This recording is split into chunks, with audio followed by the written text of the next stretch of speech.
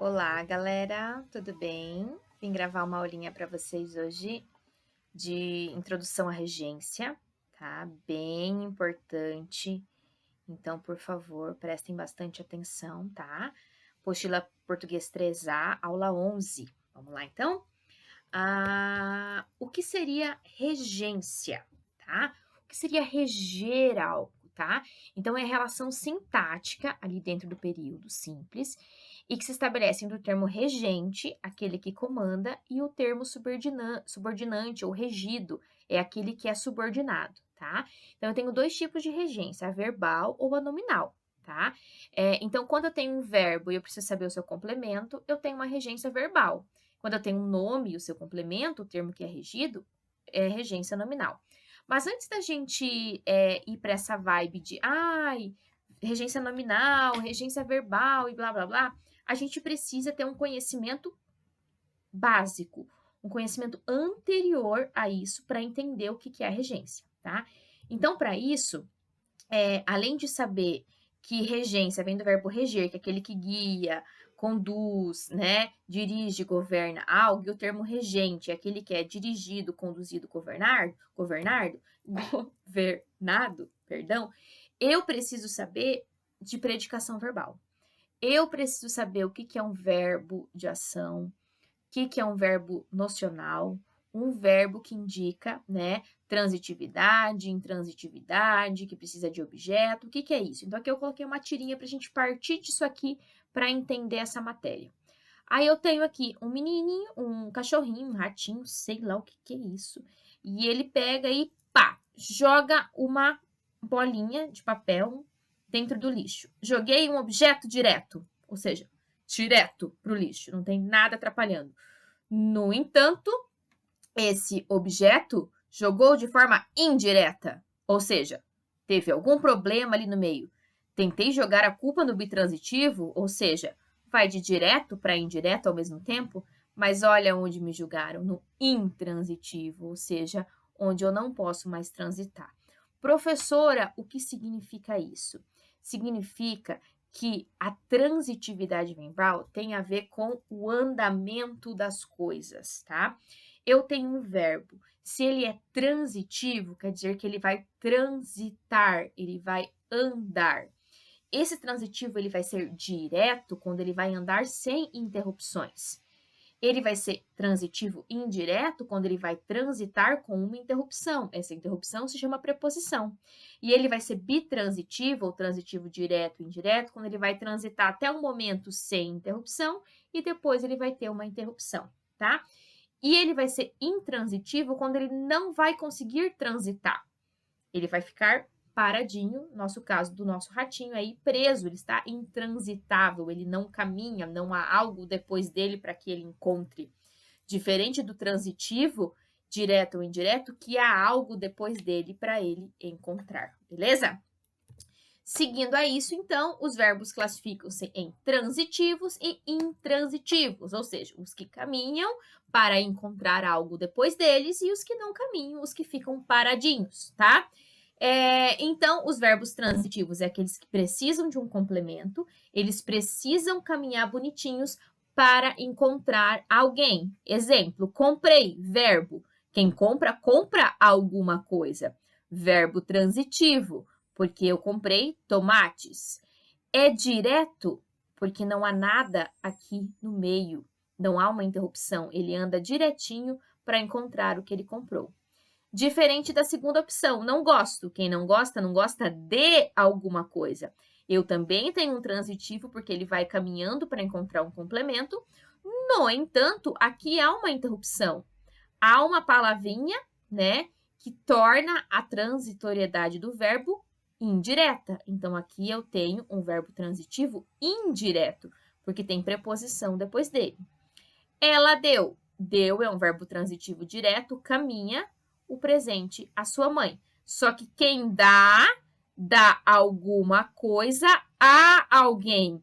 Então, há um caminho aqui sem interrupção, no entanto, aqui é uma preposição. Então, há um problema, um obstáculo no caminho. Então, também há um indireto aqui. Então, o deu é um verbo bitransitivo, transitivo direto ou indireto. Então, o que eu quero que vocês gravem? Que os verbos transitivos precisam de complementos, que esses complementos a gente chama de objetos, tá? E o mais importante, galera, é que esses transitivos, eles podem ter interrupções ou não. Sem interrupções, interrupções a gente chama de preposição, tá? Sem interrupção, verbo transitivo direto. Com interrupção, verbo transitivo indireto. Com os dois ao mesmo tempo, verbo bitransitivo ou transitivo direto e indireto, tá?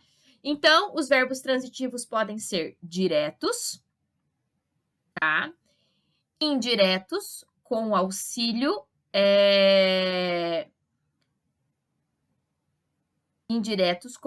desculpa, de preposição, tá? Marta vendeu. Quem vende, vende alguma coisa. Seu apartamento. Verbo transitivo direto, porque não há preposição entre o verbo e o seu complemento. Creio em Deus. Quem crê, crê em alguma coisa.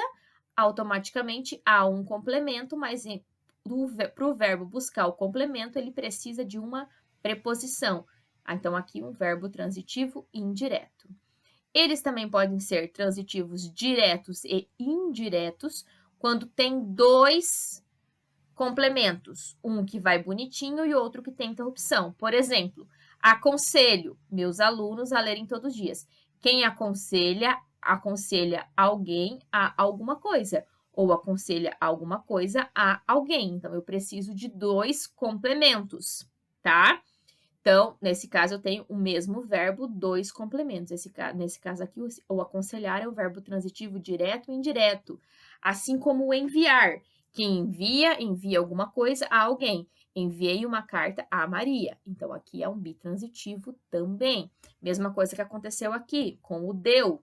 Quem dá, dá alguma coisa a alguém. Bitransitivo. Um complemento com interrupção e outro sem interrupção, tá? Então, ficar atento a isso é muito importante. Quando eu tenho um verbo transitivo direto, o complemento desse verbo se chama objeto direto. Quando eu tenho um complemento como auxílio de preposição, eu tenho um objeto indireto. Há uma interrupção ali no meio, ele não vai direto, ele vai indireto porque tem uma pausa. E essa pausa, esse obstáculo, se chama preposição, ok? Então, só para finalizar essa parte do verbo transitivo, o transitivo direto só tem o que, o transitivo indireto tem uma preposição mais o que, e o transitivo direto e indireto tem o que mais preposição mais que, porque é objeto direto e indireto. E aí, lá no início, eu coloquei que os verbos são transitivos, transitam com ou sem obstáculos, e são também intransitivos. Lembrem da tirinha do ratinho, quando eles não transitam, quando eles ficam paradinhos, tá? Então, o prefixo in indica negação, não transitório, que não transita para um complemento. Ele não precisa de um objeto direto nem de um objeto indireto para fazer sentido. No entanto, vale ressaltar, professora, então sempre quando eu tenho um verbo intransitivo não vai ter nada depois dele? Não terá objeto, ou seja, complemento verbal. No entanto, pode ter adjunto adverbial, de tempo, de lugar. Ó, a criança dormiu na cama. Adjunto adverbial de lugar. Isso aqui não é o quê? Ele dormiu o quê? Não. Dormiu quando, dormiu onde, aí eu tenho adjunto. Então, pode ter, sim, alguma coisa depois do verbo intransitivo, mas não vai se tratar de um objeto, vai ser um adjunto, tá? Então, os verbos que são frequentemente intransitivos, os verbos que indicam fenômenos naturais, chover, ventar, nascer, viver, morrer, acontecer, cair, surgir, os que indicam fatos causados por um ser capaz de executá-los, um agente, andar, trabalhar, correr, voou. João trabalhou. Que? Não. João trabalhou. Ah, mas vai ter João trabalhou ontem. Aí é verbo transitivo direto, prof. Não. Ontem é uma adjunta adverbial de tempo, tá? Então, não é um objeto. Então, tem que cuidar com essa diferença, tá? Verbos de movimento ou situação. Chegar, partir, ir, seguir, vir, morar, estar, ficar. Sempre transitivos. Moro. Eu moro aqui, tá? Mas no Rio de Janeiro e aqui são adjuntos adverbiais de lugar, não são objetos, não são complementos. Eu não vou responder a perguntinha aqui colocada que ou o que. Eu vou responder quando, onde, tá? Então, cuidado com essa diferenciação. Aí aqui eu coloquei uma básica. Mãe, vou sair. Aonde você vai? Mãe, sair é verbo intransitivo, então não precisa de complemento. Beijos, tá? Então, só para vocês relembrarem. Mãe, aqui eu tenho uma locução verbal, poderia ser mãe, sairei, né? Vou sair. Sairei é um verbo intransitivo, não precisa de complemento. Agora, assim, sairei ontem, sairei ontem, desculpa. Sairei amanhã, ou sairei hoje. São adjuntos adverbiais de tempo, não são complementos verbais, tá? É bem interessante essa parte aqui, porque tem um livro chamado Amar, verbo transitivo, idílio é o subtítulo, do Mário de Andrade, escrito lá na primeira fase, né, do modernismo brasileiro. Com a Prof. Márcia, vocês já devem ter aprendido que o modernismo brasileiro foi um processo de ruptura com a nossa literatura e com a nossa língua também. Eles, o Mário de Andrade, o Oswald de Andrade, os precursores aí do modernismo brasileiro, eles tinham uma vibe muito de língua brasileira, língua nacional, então eles não queriam seguir preceitos pré-estabelecidos aí pela gramática vinda de Portugal. E aí Mário de Andrade, todo transgressor e tudo mais, escreveu esse livro, Amar, verbo intransitivo. Claro que o livro conta uma história de amor, que deveria ser correspondida, mas não é, de pessoas com idades diferentes. É um livro bem interessante para se ler, bem tranquilo de entender, uma linguagem super fácil, tá? E Mário de Andrade, um dos maiores escritores brasileiros. Mas por quê? Amar, verbo intransitivo. Então, ele provoca aqui também, além de provocar o sentimento, o amor, que é um sentimento totalmente paradoxal, que ao mesmo tempo que deixa a gente feliz, deixa a gente triste, toda essa vibe. A gente tem umas aulas aí na sequência de figuras de linguagem. Ele brinca com a gramática, porque o verbo amar é um verbo transitivo. Quem ama, ama alguém. Tem que ter um complemento. Quem ama, ama quem? Né? Então, o que acontece com esse livro? O Mário de Andrade coloca um subtítulo chamado Idílio, porque o idílio é o lugar onde as pessoas se amam de maneira única. Ou seja, é um lugar onde se amar é automaticamente correspondido. Isso não acontece no livro. Então, o idílio, amor terno e delicado, colóquio amoroso, relações entre namorados, produto da fantasia, devaneio, utopia. Ou seja, utopia, né? O amor é algo maravilhoso, perfeito, redondinho, tá? Ou seja, há uma reciprocidade entre os amantes. Eu amo, sou amado e vice-versa, tá?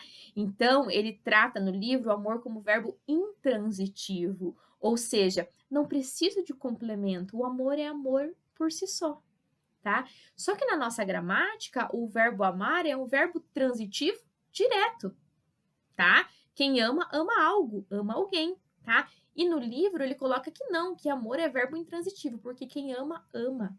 O amor é único, é sublime, é perfeito, tá? Então, o que eu queria colocar isso para vocês? Que na literatura, a expressividade das palavras, elas dependem muito do que a gente quer passar, tá? Mas aqui a gente está estudando gramática. Então, gramática, o amar é um verbo transitivo direto. Ele precisa de um complemento para fazer sentido. Precisa de um objeto direto. E o Mário de Andrade, já desde o início, brincava com essa questão aí da gramática de língua portuguesa. Ele era transgressor, como eu falei, então ele tinha toda essa brincadeira. Vale a pena dar uma lida em Amar, verbo intransitivo, é uma história de amor bem bacana, tá? Então, por favor, lembrem, o verbo transitivo é aquele que transita, que não está acabado. E o intransitivo é aquele que está preso, que está acabado, tá? Então, aqui só para finalizar essa aulinha de hoje, curta, básica, mas para que vocês resumam, vão anotando, vão escrevendo, para que a aula que vem a gente já consiga trabalhar os processos de regência. Então, aqui só para finalizar, então, um resuminho básico que eu fiz.